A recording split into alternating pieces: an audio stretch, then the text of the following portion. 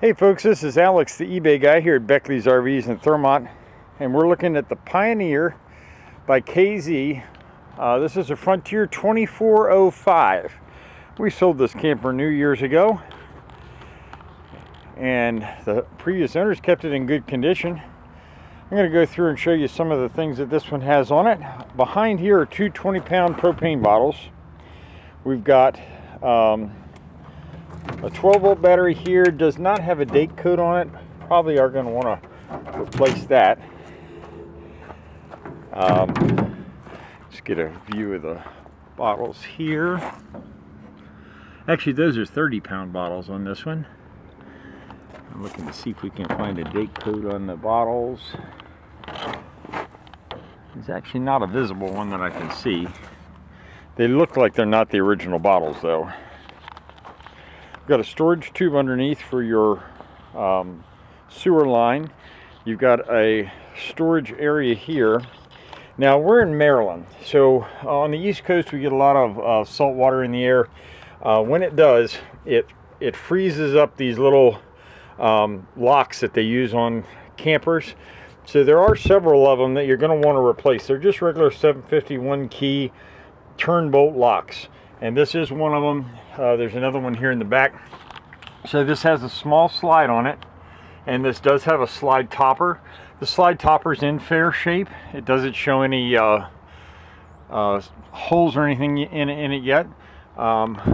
Looks to be pretty decent. Overall, this camper is in better condition than most campers that you're going to find of this era. There's some small spots of delamination. For instance, right here, there's a little bubble right there, and there's a little bubble right here under the water spout. Other than that, the sidewalls are in pretty decent condition. There's a little bubble starting right here in the back corner. You can tell from the ceiling and the roof on this that they have done a good job of maintaining it. They've obviously been sealing it up and keeping it sealed the way it should be, and they put a roof coating system on the rubber roof a while back, which helped preserve it. So this is a hard-sided slide-out hybrid. The awning fabric obviously has been replaced. It's fairly new and white. Now on this side we got some delamination in the following spots. The door panel itself is delaminated, and in a triangle right under this air vent that needs to be recaulked, there's a triangle right here coming down that's delaminated, and then also right here in front of this wheel well.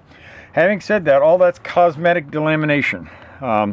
There are a few things like sealing that little spot right there where there was a screw that you want to do, but a lot of times on campers of this vintage you'll see major problems right here, and that's nice and straight.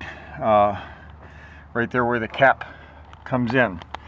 So let's walk back this way. Sorry for the close quarters. We've got a lot of campers this season that are coming in. We're getting between 6 and 12 trade-ins a day, and just don't have the space for them like we do in the wintertime. Okay, coming back here, we've got what looks like a king-size bed back here on the slide-out.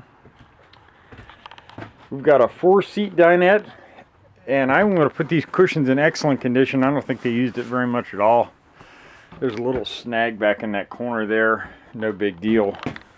You can see right there. The floors are solid. The walls are solid. The ceiling's solid. And that with a budget camper is your main issues there, is just make sure everything's solid on it. Cosmetics you can always change.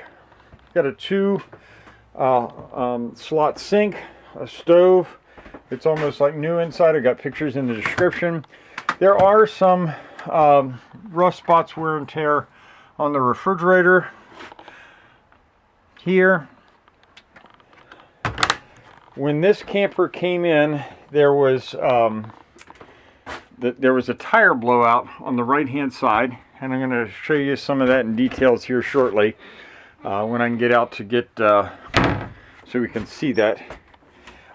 It took out part of the wiring loom and we're gonna have to get it in the shop here before it leaves to diagnose that and get the wiring redone. And it's basically the 12-volt supply line wire from the battery. Let me take you out here and show you. We're not going to be repairing anything with the wheel well itself, so that is something that you can do after you purchase it. There you can see it was the front right tire that blew out here, and that caused the front right tire, back right tire, to blow out from the metal of the one. So in order to pass inspection for Maryland, you need a new fender skirt because you can't have any sharp edges on it. And I'd put a new wheel well on the inside. You could either make one yourself with some bent metal, or you could purchase one, and it'll make a good little camper. It's a nice solid camper overall, and should give you years of service. If you have any questions, call Alex, the eBay guy, 240-405-7790.